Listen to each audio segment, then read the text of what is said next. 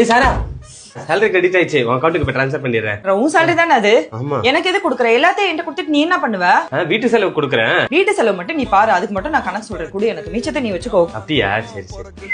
இந்த மாசம் வீட்டோட ரெண்ட் போட்டு விடுறியா? போட்டுறேன். போட்டேன். அதுக்கப்புறம் ஆதிக்கோட வேன் ஃபீஸும் டியூஷன் ஃபீஸும் மட்டும். Okay okay. போட்டேன். அப்புறம் இந்த மாசம் நம்மளுக்கு கல்யாண நாள் வருது. அது என்கிட்ட கிச்சிராத. ஆன்லைன்ல ஒரு பொட்டிக்குல 5000க்கு ஒரு சாரி பார்த்தேன். அந்த சாரியை மட்டும் நான் கட்டுனேன். இந்த ஏரியால இருக்க எல்லாரும் போவாங்களா? வாய் வச்சிருவாங்க விரலன்னு சொல்ல வந்தேன். 5000 கொடுத்து வாங்கணுமா? பியூட்டி போட்டேன்.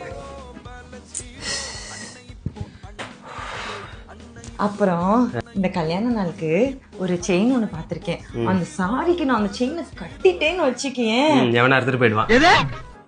ஓ நீ இப்படிதான் இப்பமா ஃபன்னியா பேசுவ.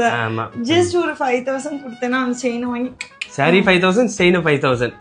இது எந்த கடையில இருந்து விக்கிறான் தெரியலையே. பாரு பாரு செக் பண்ணிக்க. அப்புறம்